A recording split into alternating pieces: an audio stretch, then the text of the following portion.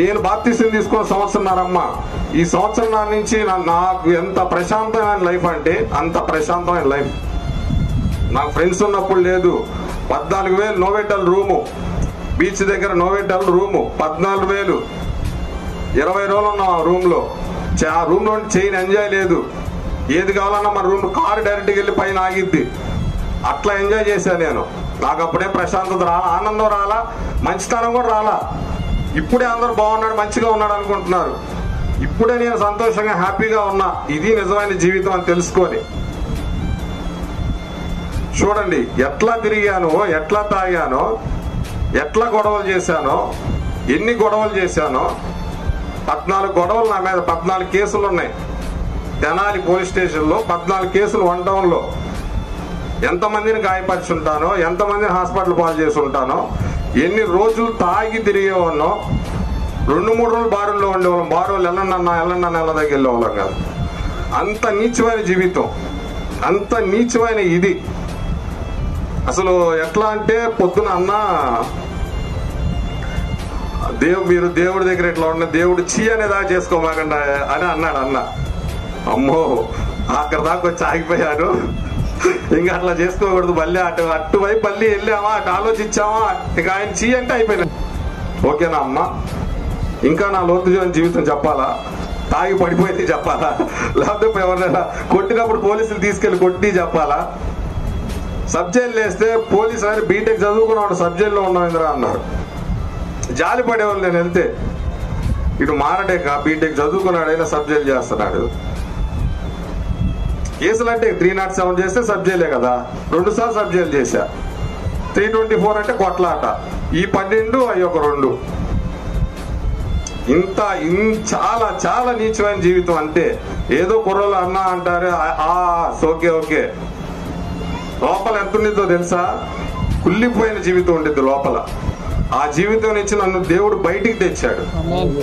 2-3 రోజులు ప్రార్థన, మోకరించి ప్రార్థన చేసుకున్న గుడదల కొండపైన ఉపవాసంతో ఉండి, దేవుడా నేను చేసిన తప్పులన్నీ నన్ను క్షమించు, నాకు నీవు తప్ప ఎవరు లేరు, నీవే నన్ను కాపాడు కానీ లాక్కున్నాడు. ప్రశాంతంగా ఉన్నా, ఇప్పుడు హ్యాపీగా ఉన్నా, చాలా చాలా చాలా సంతోషంగా ఉన్నా.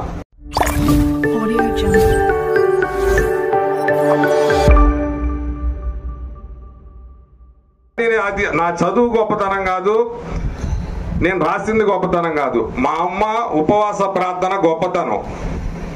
ఉపవాస ప్రార్థనలో అంత పవర్ ఉంది అనేది నేను లేటుగా తెలుసుకున్నా. అప్పటికి నేను తెలుసుకోవాలా. బీటెక్ వెళ్ళినప్పుడు కూడా నేను తెలుసుకోవాలా. ఎట్లా బీటెక్ చదివాను. ఎందుకంటే జంబ్లింగ్ కాదు, అప్పుడు ఒకే కాలేజీలో అన్ని రాయాలి కాబట్టి స్లిప్పులు పెట్టుకుని ఎట్టగొట్ట రాసుకుంటా నెట్టుకుంటా బీటెక్ దాకా వచ్చాను. తర్వాత బీటెక్ అయిపోయింది. బీటెక్ అయిపోయిన తర్వాత నుంచి ఇంకా బీటెక్ సర్టిఫికేట్ ఉంది, ఇంటర్ సర్టిఫికేట్, 10th సర్టిఫికేట్ ఉంది. జాబ్కి వెళ్ళొచ్చు. ఇంకా ఇంతో జీసస్ మీద భయం ఉండేది కూడా ఇక అన్నీ వచ్చేసి ఇక భయం లేదు. ఇక నాకు ఇక నేనే గొప్ప. సర్కిల్ పెరిగిపోయింది, కుర్రోలు పెరిగిపోయారు. ఇక దేవుణ్ణి అసలు ఇక చర్చి చూస్తున్నా కూడా ఇట్లా చర్చి చూస్తుంటే ఇట్లా అనుకునే వాళ్ళం. అసలు లేదు, ఇక అసలు చర్చి లేదు, ఏమి లేదు. ఎవరెవరు చెప్పినా అసలు ఏం పట్టించుకునేది లేదు. అలా ఒక 4 years సాగింది నా జీవితం. 4-5 yearsలో ఒక 2 years ఒక రాజులాగా ఇచ్చింది సాతాను. ఒక రారాజు ఎలా అయితే చేస్తాడో, ఏమి ఎంజాయ్మెంట్స్ చేస్తాడో అన్ని ఎంజాయ్మెంట్స్ చూపించింది రారాజులాగా. సాతాను చూపించింది, దేవుడు చూపించలా, సాతాను చూపించింది. దేవుడు నవ్వుకుంటున్నాడు నన్ను చూసి. అంటే ప్రేయర్కి వెళ్ళే వాళ్ళంతా నవ్వుతున్నారు. అరే పడతావు, నువ్వు ఎప్పుడో ఒకప్పుడు పడతావు, మీ అమ్మ ప్రార్థన వల్ల అంత దూరం వచ్చావు, నువ్వు ఖచ్చితంగా పడతావు అన్న. నేను పడనరా బాబు, నా చుట్టూ ఇంతమంది ఫ్రెండ్స్ ఉన్నారు, నా చేతిలో బీటెక్ ఉంది, నాకు సమాజం గురించి తెలుసు అని గర్వంగా ఫీల్ అయ్యా. ఆ తర్వాత ఆ రాజుగా బతికిన దాని నుంచి సాతాను ఎలా తయారు చేసిందంటే, ఇక ఇల్లు అనే ప్రపంచాన్ని మర్చిపోయాక, ఇల్లు మర్చిపోయాక, అన్ని మర్చిపోయాక తాగుడు గొడవలు ఇక అంతే. ఇంకా ఏంట్రా నువ్వు బీటెక్ చదివావు, ఇట్లా ఉన్నావు, నా మీద జాలి పడ్డారు. ఫస్ట్ గర్వాన్ని ఎవరు కూడా జాలి పడ్డారు, అరే మారరా అని. లేదు మానేది లేదు, ఏం లేదు. తాగుడు గొడవలు. ఈ లోపల మా బీటెక్ నుంచి ఒక అమ్మాయి లవ్లో వస్తానే ఉంది, నాతో పాటు ట్రావెల్ చేస్తూ ఉంది. తను ప్రేయర్ఫుల్, తను ప్రేయర్ఫుల్ అయితే తను నాకు చెప్పింది, జీసస్ నమ్ము, నిన్ను మారుస్తాడు, ఈ గొడవలు ఈ చెడు వ్యసనాల నుంచి బయటకు వస్తావు అని చెప్తే, లేదు జీసస్ చెప్తే ఏంది, నువ్వు చెప్పు నమ్ముతా, నువ్వు చెప్పు, నువ్వు చెప్పిందే వింటానంటే అమ్మాయి అంది, చాలా ప్రేయర్ఫుల్ తను, జీసస్ చెప్తేనే గోపి ఎవరైనా వినేది, మనం సృష్టించింది ఆయనే, నువ్వు ఎప్పుడైతే ఆయన కంటే ఎవరైతే ఎక్కువ అనుకుంటావో వాళ్ళెవరు నీ జీవితంలో ఉండరు. జీసస్ కంటే ఏది ముఖ్యమని మనం అనుకుంటామో, అజ్ఞానులం కదా, నాకు తెలియదు కదా, అజ్ఞానం కదా, అప్పుడు ఆయన కంటే ముఖ్యం అనుకునేది ఏదైనా పోయితే మన దగ్గర నుంచి, ఏదైనా సరే అశాంతంగా, అసలు అశాంతమే జీవితం అంతా. తను చెప్తే నేను వినలా. అయితే తను నాతో వచ్చి ట్రావెల్ చేసి చాలా ఇష్టంగా నాతోనే ఉండే అమ్మాయి. నాకు ఎందుకు ఈ మాట మీకు చెప్తున్నాను అంటే, అంత ఇష్టంగా ఉన్న అమ్మాయి ఇద్దరి మధ్య ఏ పొరపాట్లు లేకుండానే దూరం అయింది. ఎలా దూరం అయిందో కూడా తెలియదు. అట్లా ముందుకు వెళ్ళిపోతున్నా. మా అమ్మ కూడా, ఏం బతుకురా, ఏంట్రా ఇది, ఇంటికి రావు, రూములు అంటావు, రూములు తీసుకున్న ఫ్రెండ్స్ ఏది, ఆ గొడవలు ఏంటి, ఏంటి అని. ఈ పరిధిలో రౌడీ షీట్ ఓపెన్ చేశారు. రౌడీ షీట్ ఓపెన్ చేసిన తర్వాత స్టేషన్కి తీసుకెళ్తారు కదా, స్టేషన్కి వెళ్తున్నా. వాళ్ళు జాలిగానే చూస్తున్నారు, ఏంట్రా నువ్వేంట్రా అని. ఏంది అంతమంది జాలిగా చూస్తున్నారు నన్ను జాలిగా ఎవరు చూడొద్దని ఇంకా రాక్షసుల్లా మారిపోయా. ఇంకా నా చుట్టూ ఉన్న ప్రపంచంలో, నా చుట్టూ ఉన్న ప్రతి ఒక్కడికి అందరు ఒక్కొక్కరు దూరం వెళ్ళిపోతున్నారు. అందరు దూరం అయిపోతున్నారు. ఎందుకు నాకే తెలియదు, నేనేం చేశానంటే అందరు దూరం అయిపోతున్నారు. అప్పుడు దేవుడు, నేను గుణదల కొండపైన పడుకున్నా, 3 రోజులు పడుకున్నా గుణదల కొండపైన. దేవుడు నాతో మాట్లాడినట్టు, నువ్వు ఒక ఆయన వచ్చి, నువ్వు లే, నీ జీవితాన్ని మార్చుకో, పొద్దున్న కిందకి వెళ్ళు, పాస్టర్ గారు ప్రేయర్ చేస్తారు, బాప్టిజం తీసుకో, నీ జీవితం ఇది కాదు, వెళ్ళు, నీకు ఈ కష్టాలన్నీ ఇవన్నీ కూడా దేవుడే ముఖ్యం, ఈ ప్రపంచంలో నీకు ఏది ముఖ్యం కాదు అని నువ్వు తెలుసుకునేలా ఈ దేవుడే నాకు ఇవన్నీ. అంటే పరీక్షలు ప్రతిదీ దేవుడే. ఇప్పుడు ఈజీగా వస్తే ఏది మనకు తెలియదు కదా. అన్నీ దూరం అయిపోయినాయి మన దగ్గర నుంచి. లవ్ దూరం అయిపోయింది, ఫ్యామిలీ దూరం అయిపోయింది, ఫ్రెండ్స్ దూరం అయిపోయారు, బీటెక్ అయిపోయి 4-5 years అయింది, జాబ్ వెంటనే రాదు, అన్ని దూరం అయిపోయినాయి. అన్ని దూరం అయిపోయి నాకు ఏంటి పరిస్థితి అని 3 రోజులు ప్రేయర్ చేసుకోవడానికి వెళ్ళా. నేను ప్రేయర్ చేసుకోవడానికి గుణదల పైకి వెళ్తే 3 రోజులు ఉన్నా. 3వ రోజు నైట్ ఆ చర్చిలోనే ఆయన వచ్చి, ఏంది బాబు 2-3 రోజుల నుంచి ఇక్కడే ఉంటున్నావు, ఇంటికి వెళ్ళవన్నారు. లేదండి ఇట్లా పరిస్థితి, ఆయనకి చెప్పా, ఇట్లా నేను ప్రేయర్ చేసుకోవాల్సిందే, నేను మోకరించాల్సిందే అని చెప్పి. ఇదంతా ఎందుకు, ఫస్ట్ మా అమ్మ ఉపవాసాలు చేస్తే నేను పాస్ అయ్యా కదా, ఇవి నా మైండ్ లో ఉంది. ఈ మైండ్ లోకి ఎప్పుడు వచ్చినాయి అవన్నీ, ఎప్పుడు వచ్చినాయి అమ్మా? అన్ని పోగొట్టుకున్న తర్వాత నా జీవితంలో నేను పొందిన ఆనందం, నేను పొందిన ఇవన్నీ, నాకు అసలు ఈ మొత్తం మీద నాకు ఆనందం కలిగిన అంశాలు ఏంటి అని నేను ఆలోచించుకుంటే, ఏంటి నా జీవితంలో నేను ఆనందంగా ఉన్నా, ప్రశాంతంగా ఉన్నాను అని ఆలోచించుకున్న విషయాలు ఏంటి? 10th పాస్ అవటం, ఇంటర్ పాస్ అవటం, బీటెక్ పాస్ అవటమేగా. ప్రశాంతంగా గర్వంగా జరిగిన పనులు ఇవేగా. ఇవన్నీ ఎవరి ద్వారా జరిగినాయి? దేవుడి ద్వారానేగా. నేను అందుకని నాకు ప్రేరేపణ కలిగి ప్రేయర్ చేసుకోవడానికి వెళ్ళా 3 days. అప్పుడు చెప్పాడు దేవుడు, ఆయన రూపంలో వచ్చి మాట్లాడాడు, నువ్వు కిందకి వెళ్ళు, రేపు ఫ్రెష్ అవు, పాస్టర్ గారు ఉంటారు, బాప్టిజం తీసుకో అని చెప్పారు. వెళ్ళా. ఏం సార్ అన్న, అమ్మా నీవు ఏ మినిస్ట్రీస్కి వెళ్తున్నావు ఆ మినిస్ట్రీస్ లో తీసుకో, లేదు అంటే నా దగ్గరికి రా, ఒక వారం రోజులు ప్రేయర్ లో పార్టిసిపేట్ చేయి, ఆ తర్వాత నీకు ఇస్తాను అన్నాడు.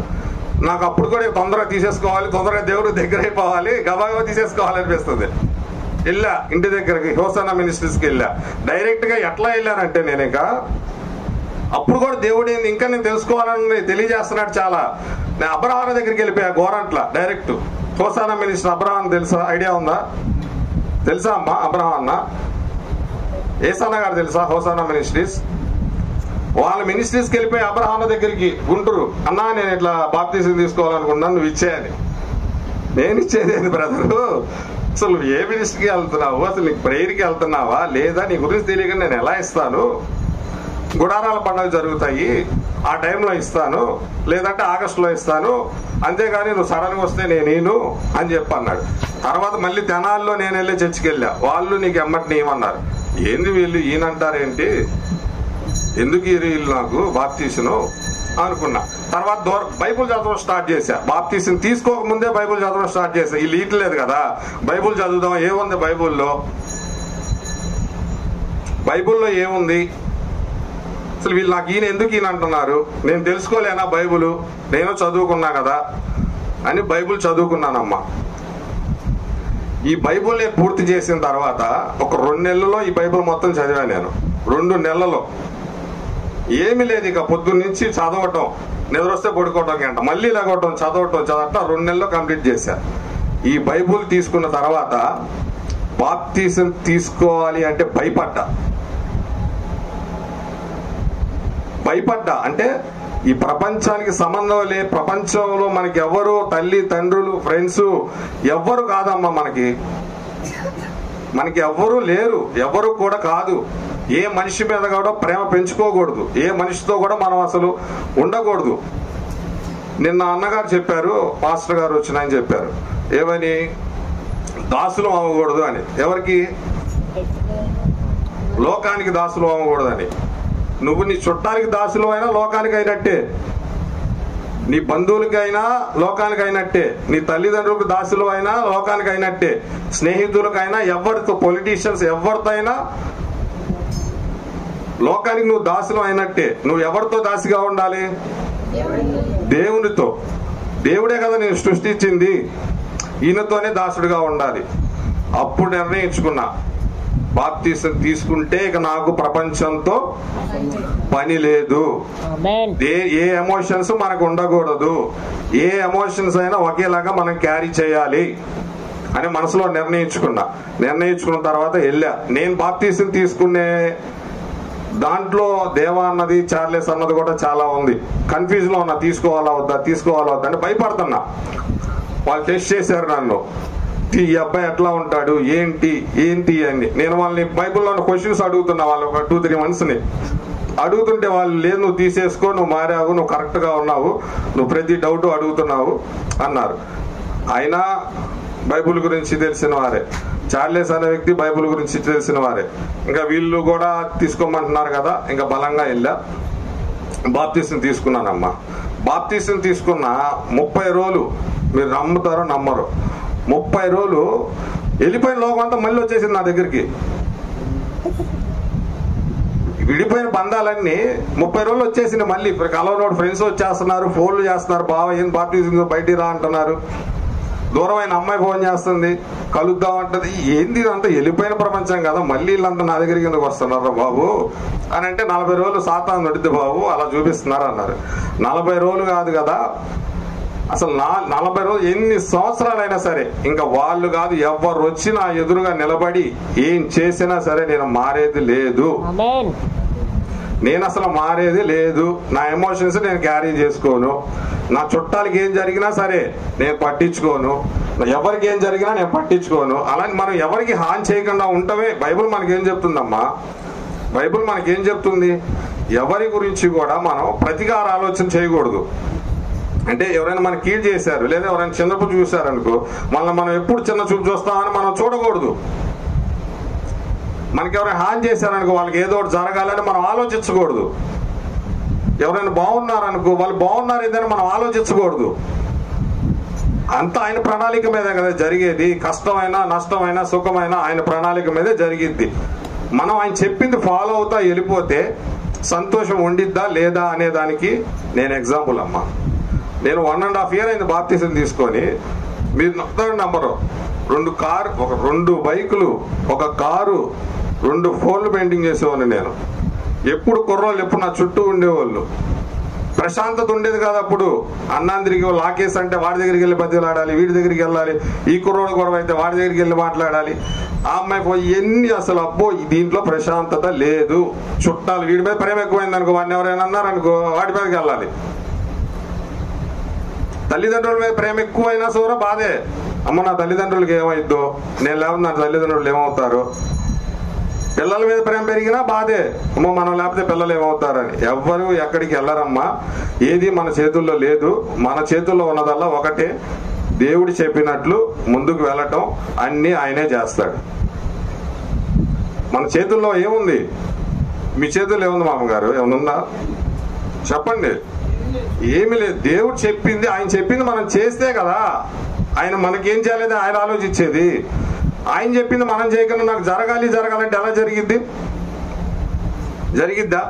ఇప్పుడు మీరంతా పెద్దోళ్ళమ్మా, మీరున్నారు, చాలా జీవితం మీరు చూసుంటారు. దేవుడు చిత్తం లేకుండా ఏదైనా జరిగిద్దా? మనం సృష్టించింది ఎవరు? దేవుడే కదా.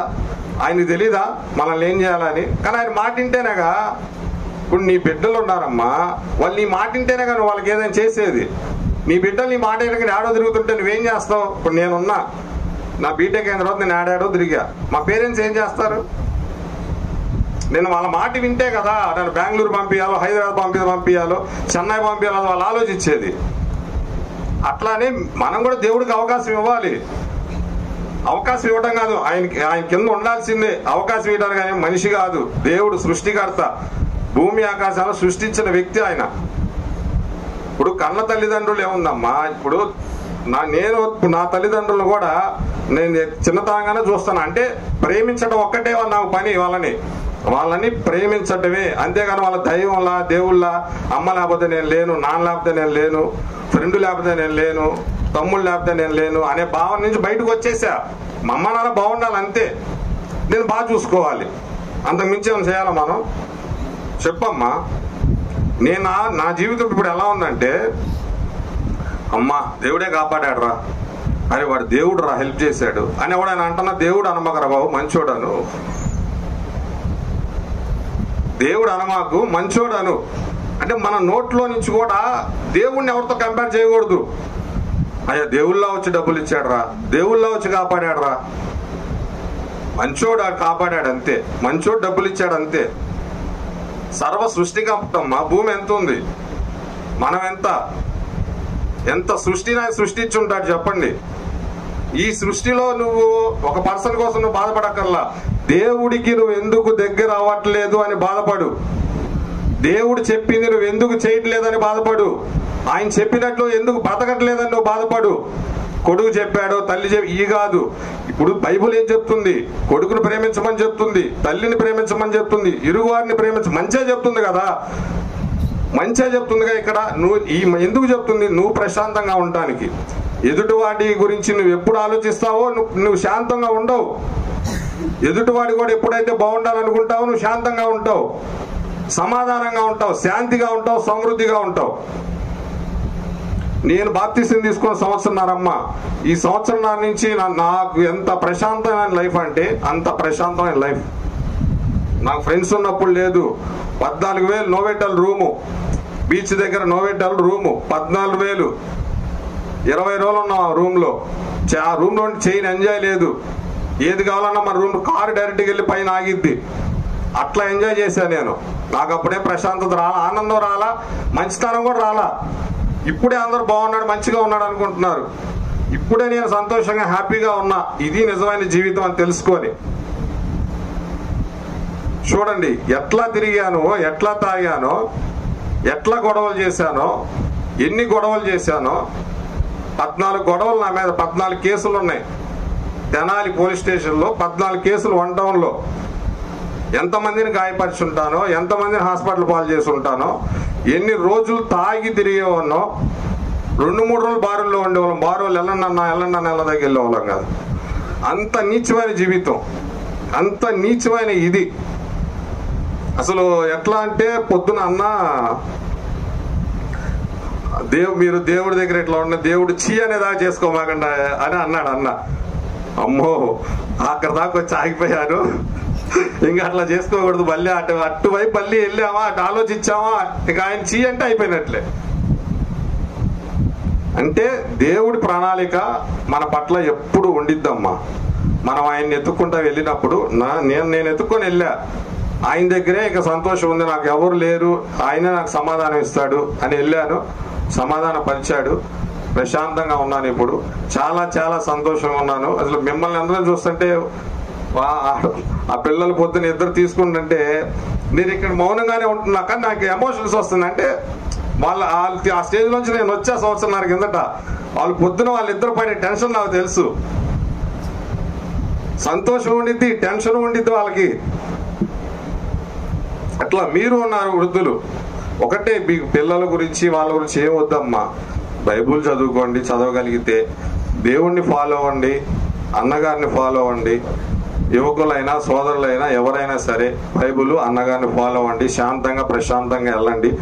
దేవుడు మిమ్మల్ని శాంతి సమాధానంతో సమృద్ధితో ఆశీర్వదిస్తాడు, ఆరోగ్యంగా ఆశీర్వదిస్తాడు.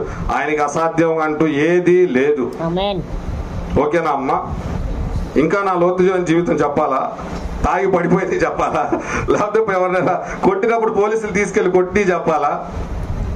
సబ్జైలు వేస్తే పోలీసు అని బీటెక్ చదువుకున్నాడు, సబ్జైల్లో ఉన్నాం అన్నారు. జాలి పడేవాళ్ళు. నేను వెళ్తే ఇటు మారటేక బీటెక్ చదువుకున్నాడైనా సబ్జైలు చేస్తున్నాడు. కేసులు అంటే 307 చేస్తే సబ్జైలే కదా, 2 సార్లు సబ్జైలు చేశా. 324 అంటే కొట్లాట. ఈ 12 అవి ఒక 2. చాలా చాలా నీచమైన జీవితం. అంటే ఏదో కుర్రలు అన్నా అంటారు, ఓకే ఓకే. లోపల ఎంత ఉండిద్దో తెలుసా? కుళ్ళిపోయిన జీవితం ఉండిద్ది లోపల. ఆ జీవితం నుంచి నన్ను దేవుడు బయటికి తెచ్చాడు. 2-3 రోజులు ప్రార్థన, మోకరించి ప్రార్థన చేసుకున్న గుడదల కొండపైన ఉపవాసంతో ఉండి, దేవుడా నేను చేసిన తప్పులన్నీ నన్ను క్షమించు, నాకు నీవు తప్ప ఎవరు లేరు, నీవే నన్ను కాపాడు